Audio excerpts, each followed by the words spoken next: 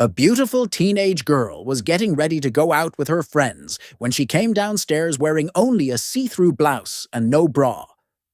Her grandmother sees this and says to the girl, "My sweetie, you shouldn't be going out like that.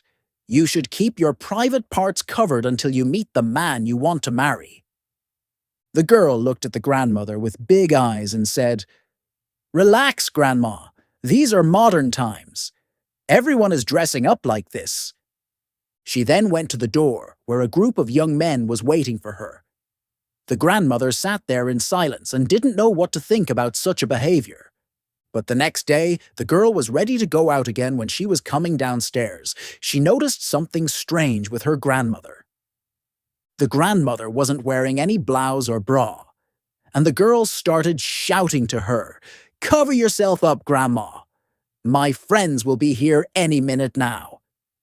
The grandmother very calmly replied to her, "If you can show your rosebuds, then I can show my hanging baskets." In the dense heart of the jungle, where the wild reigned supreme, Jane found herself in the company of Tarzan, a man raised by the very wilderness that surrounded them.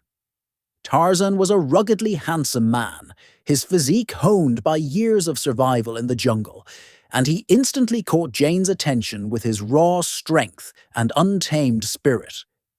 Intrigued by this enigmatic man of the wild, Jane engaged him in conversation, trying to learn more about his life, his habits, and his understanding of the world beyond the trees. During the course of their discussion, her curiosity led her to inquire if he was familiar with or had ever indulged in the act of lovemaking, a concept so fundamental to her own understanding of human relationships. Tarzan, not understanding the term she used, tilted his head in confusion and replied with an innocent look on his face, "Tarzan not know sex." Feeling a mix of surprise and a touch of sympathy for his lack of knowledge about such a basic human experience, Jane decided to explain to him what sex was, carefully and delicately, describing the intimacy between a man and a woman. When she finished her explanation, Tarzan's face lit up with recognition, a sudden understanding dawning in his eyes. He exclaimed, "Oh!" Tarzan used, "Not whole and trunk of a tree." Jane was utterly horrified by his response, realizing the extent of Tarzan's misunderstanding and the potentially painful experiences he might have had. She knew she had to correct his misconception and teach him the correct way. With a deep breath, she gathered her courage and, for the sake of education, undressed herself, revealing her body to the bewildered jungle man. She lay down on the soft grass underneath the shade of a large tree, creating a visual aid for her lesson. She pointed to her private parts and said, her voice clear and instructive, "This is where you need to put it." Tarzan, trusting Jane and eager to learn, removed his loincloth, revealing his well-built physique.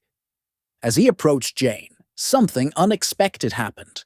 Instead of the gentle intimacy she was trying to convey, Tarzan, misunderstanding her intent, gave Jane a strong kick right in her crotch, his action swift and forceful. Jane was completely taken by surprise and was immediately overcome with intense pain.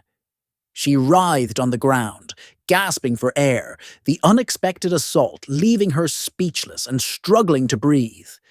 It felt like an eternity before she could gather herself enough to scream out loud, her voice filled with pain and confusion. "Why on earth did you do that?"